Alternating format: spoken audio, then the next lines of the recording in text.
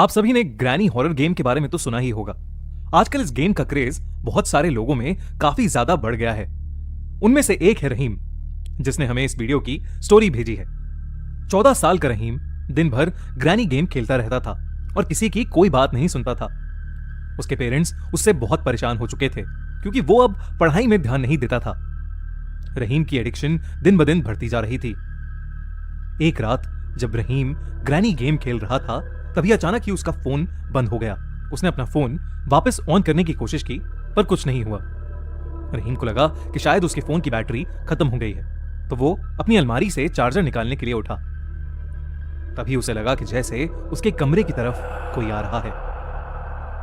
उसने दरवाजा खोलकर देखा तो वहां दूर दूर तक कोई नहीं था। रहीम ने अपना चार्जर निकाला और फोन को चार्जिंग पर लगा दिया। उसने फिर अपना फोन ऑन करने की कोशिश की पर उसका फोन फिर भी ऑन नहीं हुआ। वो फोन ठीक ही कर रहा था कि तभी उसके कमरे का दरवाजा झटके से खुला और फिर धीरे से अपने आप बंद हो गया।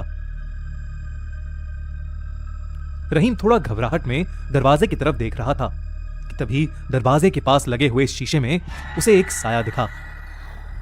लाइट ऑफ होने की वजह से वो साफ साफ नहीं देख पा रहा था, लेकिन जब रहीम उस शीशे के पास गया तो उसके पैरों तले जमीन खिसक गई। शीशे में उसे एक बूढ़ी औरत दिख रही थी जिसकी आंखें पूरी तरह सफेद थीं, मुंह से हल्का सा खून बह रहा था और चेहरे पर एक बहुत ही डरावनी स्माइल थी। रहीम तो जैसे तैसे वहां जम सा गया। वो एक टक लगाए उसी औरत को देखे जा रहा था और तभी उसे लगा कि जैसे वो औरत उस शीशे से बाहर आने की कोशिश कर रही है। उसने अपना हाथ रहीम की तरफ बढ़ाया और रहीम को एक बहुत तेज सा खिंचाव फील हुआ। वो जैसे तैसे भागकर अपने बिस्तर में घुस गया। थोड़ी देर के लिए उसे ऐसा लगा जैसे अब उसके कमरे में कोई नहीं है, तो उसने अपने मुंह से चद्दर हटाई, पर वो बूढ़ी औरत ठीक उसके सामने हवा में झूल रही थी। उसने रहीम का गला पकड़ लिया और अपने लंबे नाखूनों से उसे जोर से दबाने लगी। रहीम के मुंह से चिल्लाने की आवाज भी नहीं निकल पा रही थी, बस वो जोर जोर से अपने हाथ पैर चला रहा था। तभी हिम्मत करके रहीम बहुत जोर से चीखा। उस आवाज को सुनकर रहीम के पेरेंट्स भागते हुए उसके कमरे में आए और उन्होंने देखा कि वो सोते हुए चिल्ला रहा है।